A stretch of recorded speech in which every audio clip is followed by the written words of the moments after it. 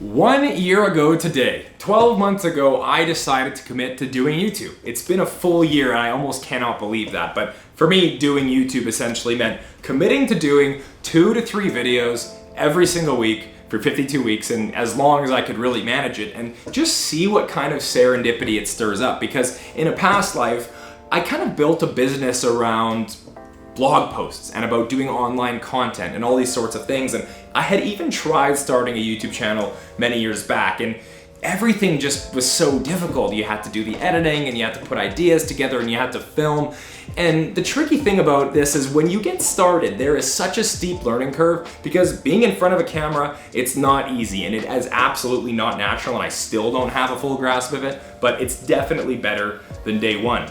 But this time I was committed to doing it right, because I needed to make sure I had the systems in place that I could make videos every single week for at least 2 years. We need to give it time to get that traction. And I had always thought that YouTube was going to be a win-win scenario. If it popped off and things went really well, then look at that. I might have like a new source of income, and I might have a second company I can start as a content platform. But if it didn't, and it kind of fizzled out and it didn't really go anywhere, well, at least I was building the skills in terms of the camera, and at least I was learning how to hone my thoughts and think about how to put my ideas into a video. And even if none of that even worked, I would have a business where I was getting attention, I was getting my name out there and putting my business out there, and there was all these different ways I could win. So I thought, okay, what is the worst thing that could happen? So I got started doing YouTube in June of 2020, and here we are a year later. And today I want to take you guys through what that's felt like. What's the journey been like?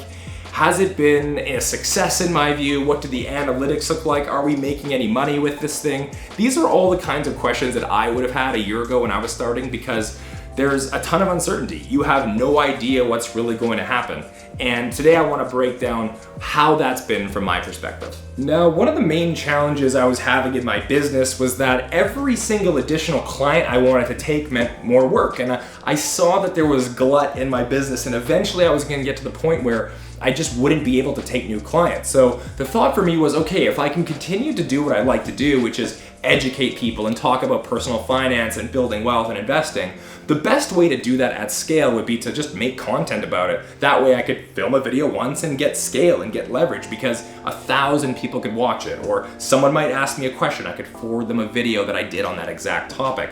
But this was all a lot simpler in my mind than it was in real life. As anyone who started with YouTube or any sort of filming before, it's very difficult. Have you ever had that experience of like, you learn something really cool and you want to explain it to someone else, or you have a joke and you're telling it and you just absolutely butcher it? Well, that's how I feel every single time I publish a YouTube video. Because to me, I have all these thoughts and these ideas in my mind that sound so profound, that I'm reading from this research and learning all these great things in my life, and I try to say them on camera and they just don't come out as wise as I thought they were when I said it in my head. So you have to go through this period of kind of learning to be yourself, and like I said, I'm not fully there yet. And you also have to go through this learning curve of trying to figure out what is the overlap between what I find interesting and what other people might find interesting. Because if I come in here and talk about all the things that excite me, there's a very little chance that other people will find that exciting if I don't title it correctly, or I don't think about the right thumbnail, or all these sorts of things that I was a complete novice at when I started.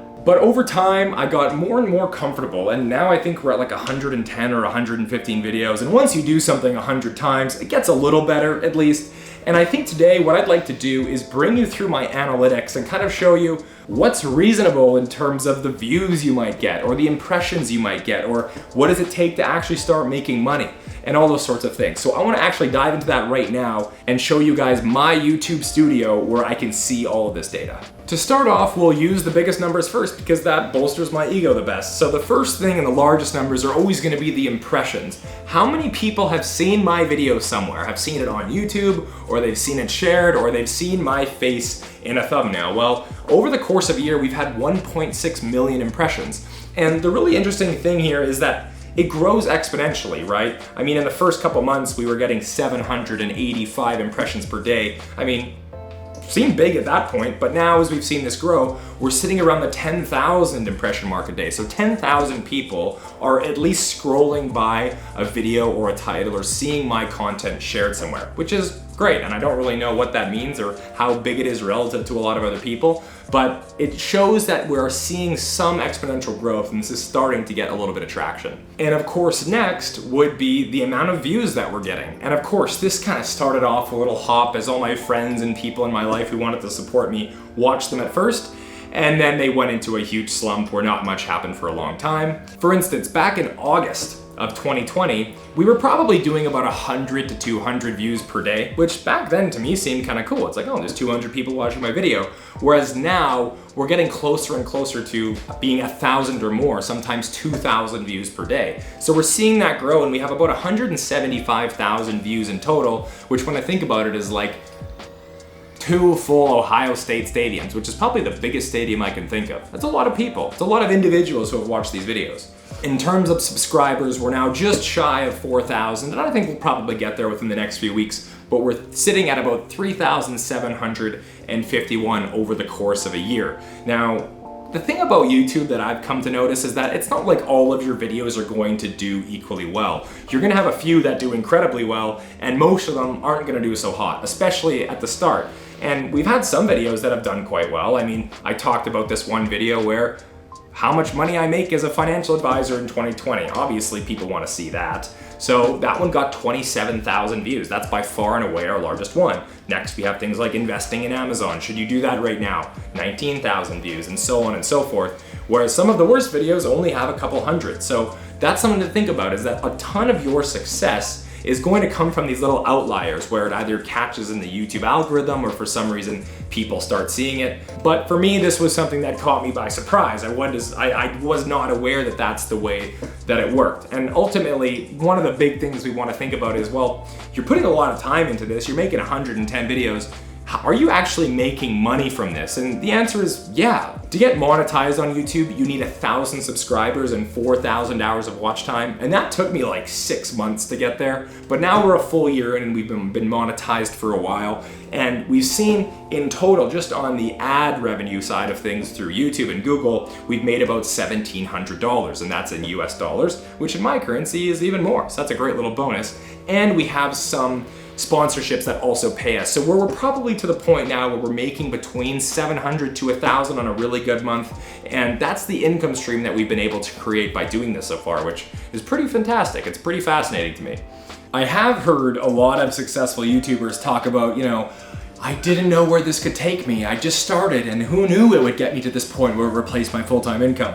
You know what, I'm totally different. I actually knew exactly when I started what the options were. This could either bust or it could do really well, because I had friends and I had clients who had succeeded building content platforms or succeeded on YouTube, and I had seen the potential. And for me, I kind of got starry-eyed and thought, okay, this is an incredible opportunity to build a brand new income stream in a relatively easy and passive way, and I should have known better, because everything that is worthwhile in life takes a lot of work, and that's what I've come to realize.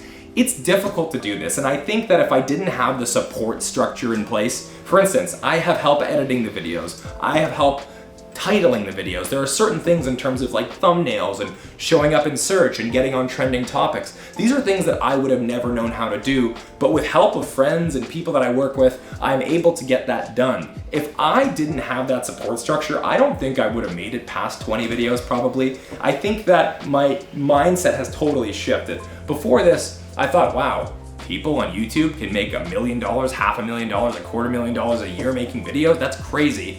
But what I didn't really understand is how much work goes into this, how much self-development has to be done for you to actually sound somewhat articulate and entertaining on camera, something that I haven't been able to do yet. But all this being said, I've come to learn that YouTubers, these people deserve every dime that they make, because it takes a ton to get there. And for me, some of the biggest struggles are coming up with content ideas that I think are fascinating myself, but also might entertain an audience. It's really tough to find the overlap between those two things. And I'd say that's one of the biggest challenges, is after you've talked for 10 minutes 100 times, what more do you feel like you really have to say, or how can you reframe what you want to say to a different audience or to make it entertaining. Even a year in, I'm still really unsure as to how much of this is in my control and how much of this is completely random. I mean, I've looked at other videos of people who have been in YouTube for a year and they have 80,000 subscribers or 50,000 subscribers, or some of them have 10 subscribers, 100 subscribers. So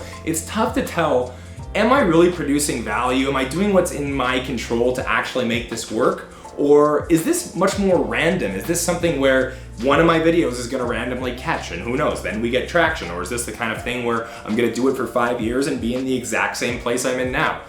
I'm going into this project with faith that it will work out, but every day I'm still kind of questioning, is this going somewhere? Is it not? Am I actually providing value? But luckily, I've seen a lot of success from the channel off of the internet in real life. I've had some of my favorite clients that I've ever got the opportunity to work with come to me through YouTube because they saw one of my videos, or I've been in a mall or shopping somewhere and I've had someone come up to me and say, hey, I've watched all your videos, I love them, and I'm like, oh, that's crazy. Like, everybody who comments just tells me I have a big nose. Actually, that's another thing, it's not necessarily true. I found that the whole hate comment thing is way overblown. We don't really have any of that. I've got like a few people who like to troll and it's kind of funny and I kind of like send them to my friends and my girlfriend and we kind of chuckle. But there's nothing about the harassment element that was ever challenging. It's more so, how do I come out with engaging creative content that people actually want to see and that's actually going to provide value to people? So anyways, guys, this is a whole year of YouTube. That's kind of what the analytics look like and what I can expect. I'd say for me, in terms of my expectations, it's right around the average case scenario. I could have been very optimistic and said, oh, I think I'll be here by now. I'll be at 10,000 subscribers or 25,000. And that would have been optimistic, or I would have thought this might go nowhere. I'll have 1,000 subscribers. I'd say I've probably flown right in that middle ground where, okay, it's about what I expected to be the average case scenario, and we're gonna keep at it, and we're gonna see where it goes, and hopefully it grows, and hopefully I get better at making videos, and I get better at coming up with topics that you guys actually get value from. But anyways, this is my year in review, this is my summary. For all of you who are subscribed, I just wanna thank you so much from the bottom of my heart for hitting that subscribe button and following along on the journey. And if you want to support this video, make sure to hit that like button, hit subscribe below, and turn on post notifications for more videos just like this one every single week. Until next time.